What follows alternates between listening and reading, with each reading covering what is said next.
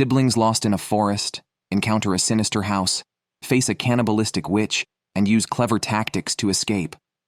Sounds familiar to you, doesn't it? Of course our audience would know about them, Josh. There is none other than the tale of Hansel and Gretel. Welcome everyone to Eventful Insights.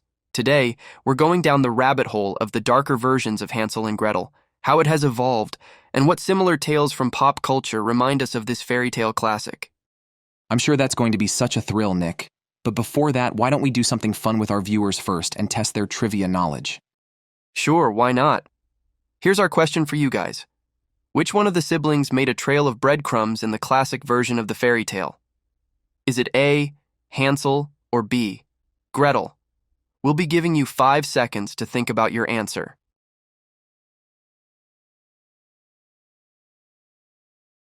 All right, time is up. The answer is A, Hansel. Out of the two, he makes the trail of breadcrumbs. However, they still get lost after because the birds in the forest ate them. I hope you had fun with our trivia, but let's proceed to the video. Now, the brothers Grimm wrote down the story of Hansel and Gretel in 1812. It's about two kids, Hansel and Gretel, who got left in the woods by their parents because their stepmom convinced them to do it.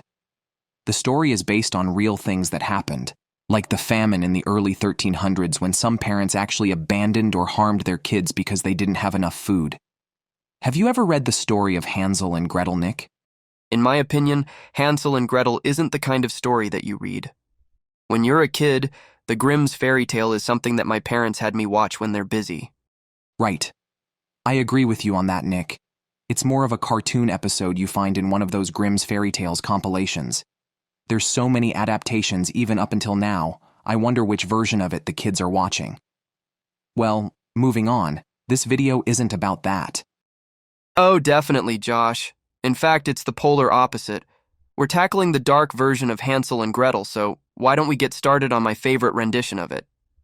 I think this tale is very much akin to Hannibal Lecter, even though I might be going at a stretch here. When you first mentioned it, I also thought it was a stretch, but looking at it now, it's actually not far off. Right? Well, who is Hannibal Lecter? Dr. Hannibal Lecter is a made-up character by the American writer Thomas Harris. He's a smart and sophisticated serial killer who eats people and has really good manners. In the book Hannibal, he's picky about who he kills. He prefers to eat people who are rude. Hannibal is famous for being in the book The Silence of the Lambs, and Anthony Hopkins played him in the movie. One of the most interesting parts of the film is when Hannibal first meets FBI agent Clarice Starling. It's like a lesson in telling a story through pictures. Hannibal Lecter is a big deal in pop culture because he's a complicated character, and Anthony Hopkins did a creepy good job playing him, and of course, we can't miss out on the newest adaptation of Hannibal played by Mads Mikkelsen, but while the witch from Hansel and Gretel and Hannibal Lecter eat their fellow human beings, how do you think they differ from each other, Josh? It's quite simple, Nick. Even though the witch from Hansel and Gretel and Hannibal Lecter are both cannibals, their reasons and personalities set them apart. The witch is depicted as a harmful figure who preys on children due to hunger and malice. In contrast, Hannibal Lecter is an intelligent and sophisticated serial killer who eats his victims as a form of punishment for their rudeness. Unlike the one-dimensional witch, Hannibal Lecter is a complex character with a tragic backstory. Moreover, Hannibal, being a psychiatrist, uses his understanding of the human mind to manipulate and control others, a skill the witch lacks. In summary, while both characters share the common trait of cannibalism, they diverge significantly in their motivations, personalities, and abilities. That's on point, Josh. The witch in Hansel and Gretel is portrayed as a cannibal, a reflection of the dark and somber themes within the fairy tale. The narrative unfolds in the midst of a famine, a period marked by severe scarcity and desperation, where the shortage of food resulted in tragic outcomes, including actions like infanticide and cannibalism. In the story, the witch engages in cannibalistic acts by enticing children into her gingerbread house and consuming them, underscoring the dreadful realities of the famine and the peril faced by the children. The theme of cannibalism in Hansel and Gretel mirrors the historical circumstances that influenced the tale, using the concept of a child-eating witch as a vivid and terrifying cautionary message.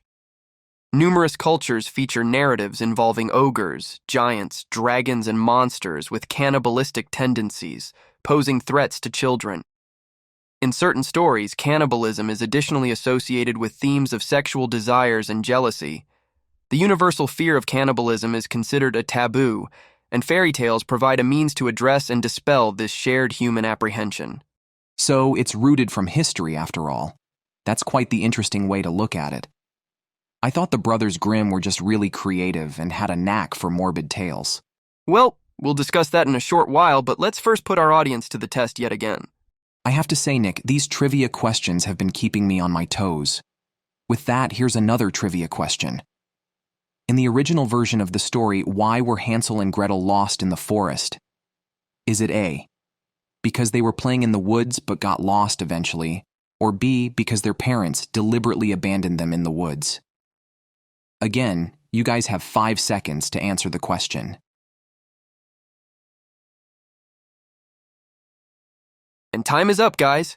If we learned anything from the Brothers Grimm's fairy tales, it's always going to be the darker option, so it is in fact B, because their parents deliberately abandoned them in the woods. These trivia questions got me at the edge of my seat, Nick. Now I want to talk about the Brothers Grimm version right away. And that's exactly what we're going to talk about now, Josh, so why don't I start it first? We all know how it starts. Let's get to the interesting part right away.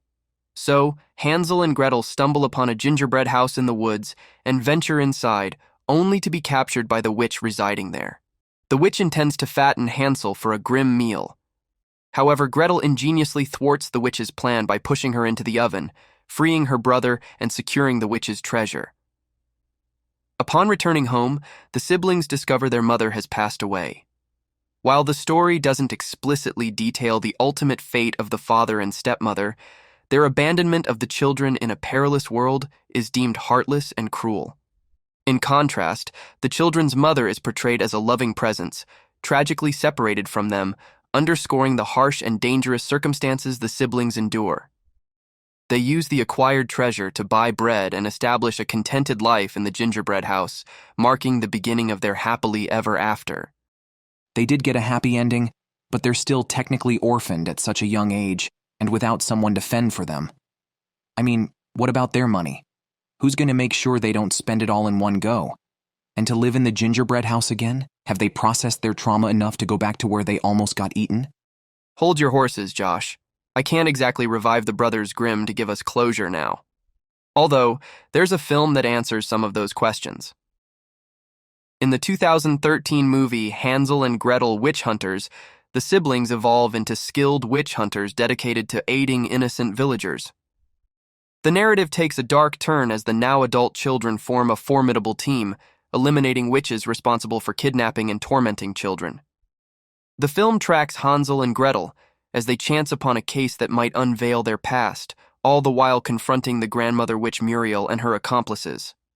The siblings' exceptional immunity to witches' spells becomes a central plot element, presenting them with various challenges and obstacles as they strive to safeguard the innocent and pursue witches. Oh, I know that movie. Thanks for reminding me about it, Nick. But even with recent adaptations, Hansel and Gretel's tale seems to be way too brutal for kids. That's exactly what I thought. But to cater to a younger audience, various approaches can be taken when adapting the story of Hansel and Gretel. Incorporating humor and comedy, as seen in the 2017 YouTube video, Fairy Tales Hansel and Gretel Story for Children, adds an entertaining element for kids.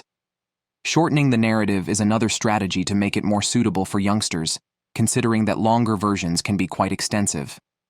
By focusing on the siblings' journey through the woods, encounters with the witch, and eventual triumph over her, the story can become more engaging.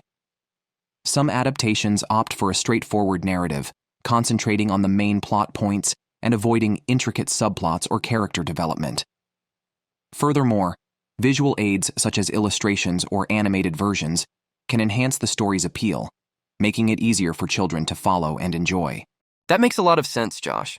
I think the Hansel and Gretel version that we had in our childhood was already glossed over by the animation. And we turned out all right, didn't we?